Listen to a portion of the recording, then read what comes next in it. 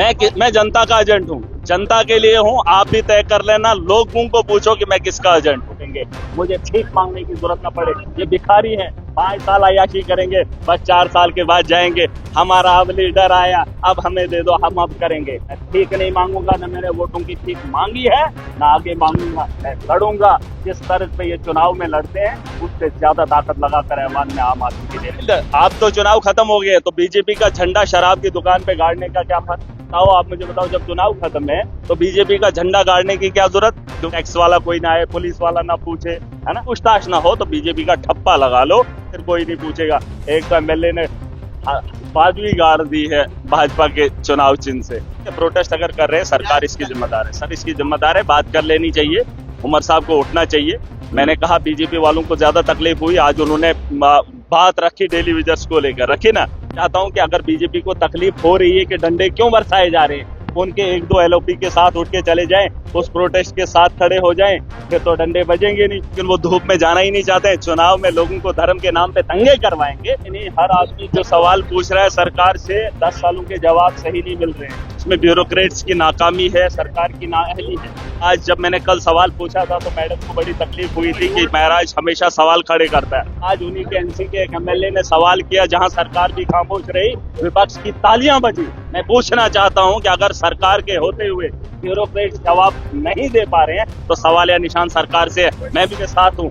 जब एनसी का लीडर सवाल किया, पूछ रहा था बीजेपी के, वहां बेंचेस से तालियां क्यों बज रही थी?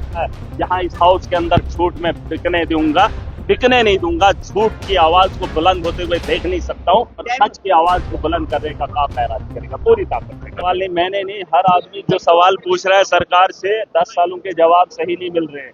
इसमें ब्यूरोक्रेट्स की नाकामी है, सरकार की नाअहली है। आज जब मैंने कल सवाल पूछा था तो मैडम को बड़ी तकलीफ हुई थी कि महाराज हमेशा सवाल खड़े करता है।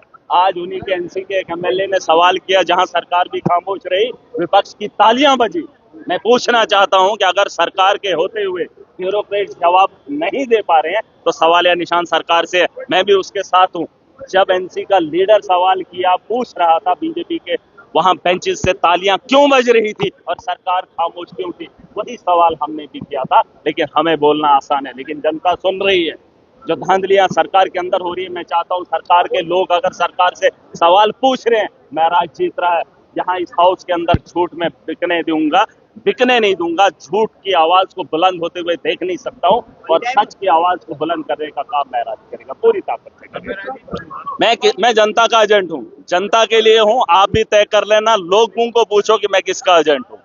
मैं लोगों के लिए हूँ। मैं मुझे इन लोगों ने नहीं बनाया है। मुझे जिन लोगों ने चुना है, जिस मकसद के लिए भेजा है, उस मकसद के लिए महराज लड़ेगा। और अगर आपको भी कहीं लगेगा कि मुझे कहीं कमी होगी, आप भी मुझे बता सकते हैं, क्योंकि आप पब्लिक में से हैं। आप भी एक पिलर का काम करते हैं। आप हाउस के बाहर, हाउस के अंदर लोगों तक बात पहुंचा रहे हैं। अगर आपको लगता है कि हमारे बोल में, हमारे काम करने में थोड़ा सा कमी है, आप सुधार सकते हैं। आपकी सलाह ले सकता हूं, लेकिन इस ऐवान में बैठे उन लोगों की सलाह नहीं जो किसी के सहारे लाठी के सहारे यहाँ पर इस ऐवान में आए हैं। उनके पास कोई सलाह नहीं, उनके पास कोई मशवरा नहीं। इस हाउस के अंदर पहली बार हो रहा है कि सच बोला जा रहा है, उसकी कोशिश हो रही है। और मैं खुश रहूंगा जब इस हाउस के अंदर, जब हमेशा सच्चाई पे तालियां विपक्ष भी बजाए और पक्ष भी बजाए, आवाम के हित में। सुर्खियां नहीं, अरे सुर्खियां ये तो इनको भी बोल दो बटोर लें, इनको भी बोल दें बटोर लें। जब ये चुनाव के वक्त जाते हैं तब तो हल्ला गुल्ला करते हैं, तब तो एक एक इनका नेता आ जाता है, फलाना मंत्री। अरे आज मौका मिला, आज उनके लिए बात करो ना, उसी जनता के लिए जिस जनता से तुम वोट की भीख मांगते हो। मैं वोट की भीख नहीं मांगूंगा, 5 साल आवाम की लड़ाई लड़ूंगा। फिर जब फिर से चुनाव जम्मू कश्मीर के अंदर आएंगे, तो लोग अपना फैसला खुद करेंगे, अपना फैसला खुद लगाएंगे, अपना वजूद खुद सौंपेंगे। मुझे भीख मांगने की जरूरत न पड़े। ये भिखारी हैं, 5 साल अय्याशी करेंगे, बस 4 साल के बाद जाएंगे। हमारा अब लीडर आया, अब हमें दे दो, हम अब करेंगे। मैं भीख नहीं मांगूंगा, न मैंने वोटों की भीख मांगी है, न आगे मांगूंगा। मैं लड़ूंगा। जिस तरह पे ये चुनाव में लड़ते हैं, उससे ज्यादा ताकत लगाकर ऐवान में आम आदमी के लिए दिख रहे नहीं आपको? नहीं, आप तो चुनाव खत्म हो गए, तो बीजेपी का झंडा शराब की दुकान पे गाड़ने का क्या फर्क? बताओ, आप मुझे बताओ, जब चुनाव खत्म है तो बीजेपी का झंडा गाड़ने की क्या जरूरत? क्योंकि टैक्स वाला कोई ना आए, पुलिस वाला ना पूछे, है ना, पूछताछ ना हो, तो बीजेपी का ठप्पा लगा लो, बस फिर कोई नहीं पूछेगा। एक तो एमएलए ने बाजू गाड़ दी है भाजपा के चुनाव चिन्ह से।